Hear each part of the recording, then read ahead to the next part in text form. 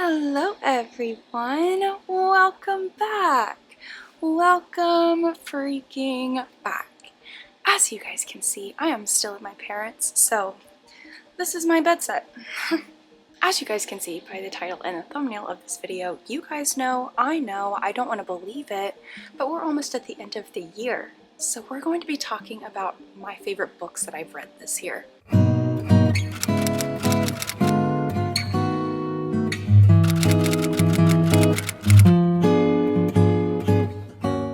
I'm so excited to talk about these books because these books really have sat with me all year. The second that I finished these books, they have stuck with me, and I really feel like everyone should be reading these books. Everyone. So this is me recommending you 10 books. One of them I reread this year, but I feel like it needs to be put in here anyway, so I'm going to include it. But without further ado, I'm gonna stop yapping so we can start yapping about books. Okay, so I'm going in the order of when I read them, not in a particular list of favorites. So even though this book is number one, it might not be my favorite out of the top 10, but it is the first book that I've read from these top 10s. Does that make sense? I think it makes sense. If it doesn't, but the first book that I want to talk about in this video is The Kite Runner by Khaled Hosseini. You guys know me, and if you don't, hi, I'm Alyssa. I'm obsessed with banned books. This book hit me so hard, and the reason that this book stuck with me so much is because it's a story about friends that should not be friends. It's a story about a wealthy boy and a child of one of their servants, and so they're like best friends, and it's just so unlikely because of the difference in wealth and the difference in who you're seen as in society, and one of them is a servant and one of them is wealthy, so them being friends is so strange. But it's really a story about friendship, about redemption, about betrayal, but it stuck with me so much just because of the overarching story in this one, where just watching how your words can be the last things to come out of your mouth. You really should be careful with the way that you speak to people, and you should be careful with how you make others feel, because sometimes it could be the last time you say something, and why in the world would you want to go out being evil? So all of these books are 5 stars, so let me just say that. So that was The Kite Runner and why it stuck with me so much. Then the next book that I read was Onyx Storm by Rebecca Yarros. This one stuck with me for a multitude of reasons. Some of them I can't even speak about because it will definitely be spoilers, and I don't want to spoil anything. So basically, our main female character and our main male character are kind of at the climax of what we were all afraid of happening. So that was the craziest story that I read that I'm literally not even going to be able to talk about. But what I can say is that Rebecca Yarros, doing the Rebecca Yarros thing, had me feeling so many different emotions for so many different characters. It was a roller coaster of emotions. There were highs, there were lows, there were frustrations. I was like, no! You guys, if you like Fourth Wing, or if you have seen Fourth Wing online, you've probably seen it with the meme from Klaus in, was it the originals? Was that from the originals or was that from Vampire Diaries? I think it was from Vampire Diaries. Anyway, he screams at his sister, who her name is Rebecca, and so he goes, Rebecca! So now whenever things happen in books that she's written, I find myself just screaming, Rebecca! So basically, she had me feeling so many different types of emotions, and I really was shocked at the way that some of this stuff wrapped up, and wrapped up is crazy because there's like 2 more books, I think, but the way that she continued to bring the story even further from what we all knew from book 1 was crazy. Book 1, we were all just like delirious, I guess, and then by book 3 we were all like, oh, oh, so we were wrong. Got it. And then the next book that we read was The Color Purple by Alice Walker. Shocker, it's another banned book. So, the reason that one stuck with me so much, if you guys have not read this one, pick it up. Pick it up. Please pick this one up. I'm pulling up notes really quick for this one because I don't want to butcher a single thing. I just absolutely love every single thing about this book. But this is a story about sisters Celie and Nettie escapes to a new life, but Nettie is, wait, I'm backwards. Nettie escapes to a new life, but Celie is, kind of stuck, and so she starts writing letters to God, asking for his help and asking for just basically anything and everything to get her out of what she is in. And the letters do span like 20 years, and so we are getting to read these letters, which that is why it stings so bad. That's why I'm saying you guys need to read this book. If you have read The Perks of Being a Wallflower, which it's also on this list, but we'll get to that later. If you guys have read The Perks of Being a Wallflower, it is very reminiscent in the writing style of The Perks of Being a Wallflower. But so Celie and Nettie, they had been writing, but things go crazy and things go wrong, and things just turn so sad but beautiful. I don't even know how to properly put into words how this book makes me feel, so just pick it up. Then the next book. Every single time I talk about this book I get a little bit teary-eyed, so you guys might have to be patient with me. The next book on this list is Archer's Voice by Mia Sheridan. I absolutely adored that book. Archer is such an important character and an amazing thing that I loved to read because I have family who use sign language. So whenever I saw that Archer uses sign language and our main female character uses sign language, I was so excited to see that because it's something that you don't really see very often in books. So to see something that you may use and something that you also love. So I use sign language with my family. I've used sign language before. I don't use it very often, but I do know sign language. But to read about it, which I love to read. To read about something that I do is so cool. And I feel like we need to have some more diversity with our characters in books because that's the first deaf character that I have read about. And I feel like there's so much that you could do with deaf characters, so I just feel like we need some more representation and some more diversity in our books, and I love that Mia Sheridan did that. But this one was so important because it was basically, sometimes you have to be patient with people, but you can still push them. So our main female character, she wanted to be friends with Archer, but Archer was standoffish.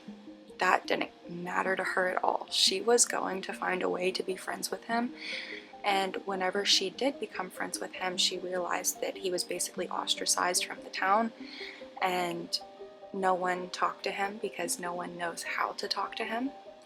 And it was just a beautiful story, basically, of how being patient can make you friends regardless. I think we all just need to learn learn from this book. Just be welcoming and be nice and be patient, and the world will be a much better place if you do.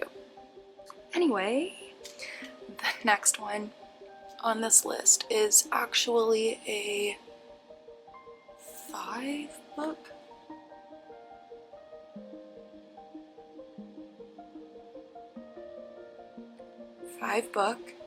series, but I wasn't going to talk about each of them separately. I was going to talk about all of them as a whole, which is Magnolia Parks.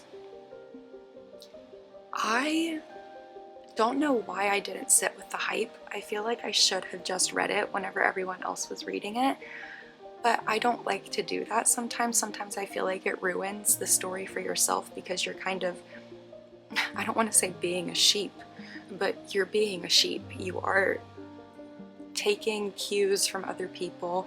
You're letting other people's opinions sway you. So I just don't like to read things whenever they're in their hype.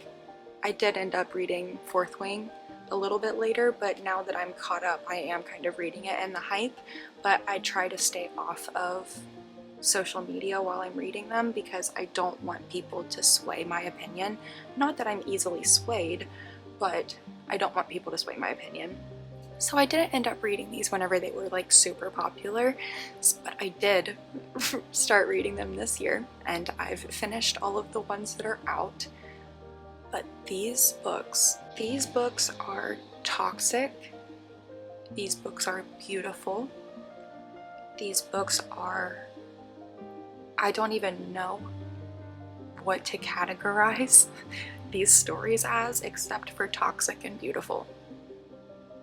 And how those two words are in the same sentence, I don't know. But BJ and Magnolia are a very toxic couple. They are childhood sweethearts. They're just going through some things and are in a rough patch and are pretty toxic with each other. But I don't want to spoil anything, so I'm just going to talk about them as a whole.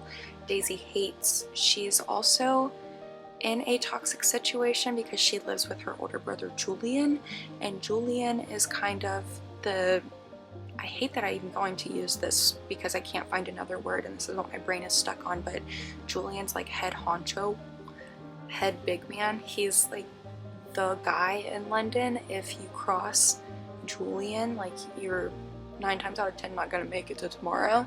So it's a very toxic story, all of them, but they're very beautiful and really stuck with me. And I actually do know. I have been someone who has been in a toxic relationship before, so while I was reading it, I think it just hit home because I'm like, okay, one of you guys needs to stop. And then I was like,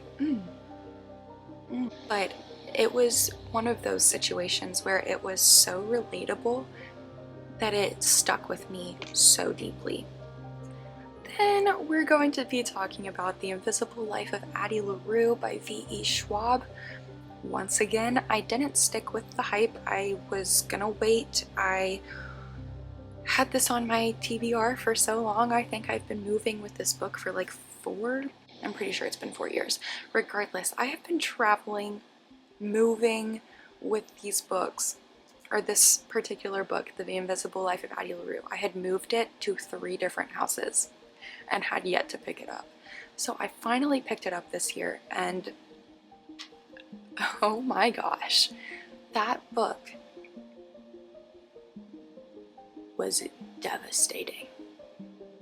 That book was devastating because all of it went wrong. I'm not going to dive too much into this because I did read The Invisible Life of Addie LaRue in a video, so I don't want to like repeat myself, but this book was devastating because Addie prayed at the wrong time and ended up getting the wrong person to be praying to. She ended up praying to the wrong person and they ended up cursing her, and she is now invisible. No one knows her, but she knows everyone, and it's just devastating to think about that, like, if you just were, you couldn't die, and you had to watch all of your friends and family and loved ones die from the sidelines because you're invisible, that would be so insane. And to think that Addie had to go through all of that is outrageous. Anyway, that book is so fantastic. You guys also need to be reading that one. Then I did mention earlier, this one is The Perks of Being a Wallflower by Stephen Chbosky. I am so obsessed with this book. This book is a story kind of once again like The Color Purple, and we are getting every bit of information from Charlie that we could possibly need. Charlie is writing in his diary, and we own the diary. The diary is ours, and diary is wrong. They're letters, let's be completely honest. He is writing letters, and he's writing letters to us, if that makes sense. So it kind of feels like a diary in a way, but they're letters to us. So this really shows us the struggles that Charlie has in his family life and school life, and it's just a beautiful story about how sometimes people are going through some stuff that you have no idea they're going through. So once again, it's a story about patience. You just need to think about doing things before you do them, because it could have a different effect on someone else. Then we're going to be talking about Bride and Mate by Ali Hazelwood. I loved those books. Now, don't get me wrong, there were a few things in there that were a bit descriptive, like the nodding. If you've read, you know what I'm talking about. It is a bit descriptive and a bit weird to read about. It felt kind of, I don't want to say gross, but it just felt icky for like some very, very, very small portions. So it wasn't enough to make me hate these books. I devoured both of those books. I think I read Bride in like a day and a half and Mate in another day and a half. I was so obsessed with those books. I loved our characters. I loved the story behind this, the mystery element. It was a thriller in a way, but it was also a fantasy and a romance. There was so much going on in these stories that you can't go wrong. Now, the nodding. That was a bit descriptive. So that was like a bit of an issue for me, but not enough to sway me. Then we're the last book. This is the last book that I'm not like honorable mentioning, okay? So this is Stay by Elle Kennedy and Serena Bowen. This is a hockey romance. And you know me, I love hockey romances, especially during the hockey season. So I of course had to pick this one up, and this one ended up being so funny, but so sweet and so cute. So our main female character, her and her ex-husband, own a online service for celebrities to use. And it is basically a service that sends ordinary people out to do grocery shopping, to clean your house, to do things like that. But they have no idea who they're taking care of because they've been hired by this online service. So it's basically a service to keep celebrities' privacy and their family's privacy. It's basically a really nice service. I think that if it's not being used in today's day and age, it should be, because poor celebrities, they can't even go grocery shopping without being bothered. But this was so sweet. Our main male character is a professional hockey player, so he uses this online service and something ends up going crazy wrong, and so our main female character ends up having to take over all of his requests because something goes absolutely so chaotically wrong. So this book was so much fun. So much fun. I loved it. And now let's talk about our honorable mention that I reread this year. So this is the one that I reread, and it was Remarkably Bright Creatures by Shelby Van Pelt. You guys have heard me talk about it, so I'm not going to dive into it, but this is a story about a giant Pacific octopus and a custodian at a aquarium, and our giant Pacific octopus is our narrator. You heard me. And our giant Pacific octopus knows some things that our audience also knows. So we are kind of being told things with Marcellus and trying to figure it out through our custodian's eyes, who does not know that Marcellus is speaking, because Marcellus is speaking to only us. Through his head, mind you, he's not a talking octopus, okay? But this book is so fantastic. It's a story about family, friendship, love, that's really the base of it all.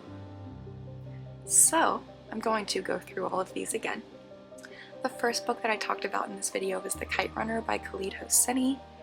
Then we talked about Onyx Storm by Rebecca Yarros. Then The Color Purple by Alice Walker. Then Archer's Voice by Mia Sheridan. Magnolia Parks by Jessa Hastings. The Invisible Life of Addie LaRue by V.E. Schwab. The Perks of Being a Wallflower by Stephen Chbosky. Bride and Mate by Ali Hazelwood. Stay by Elle Kennedy and Serena Bowen. And Remarkably Bright Creatures by Shelby Van Pelt. Now, I am going to have a side note here for my younger audience, because some of you are in the 13 to 17 age group. I know you're there. You know I know you're there. So listen to me very clearly. I'm not going to get yelled at by your mom and dad and guardians, okay? Make sure that you're asking your parents' permission before you read these books. Some of these books talk about some very hard topics.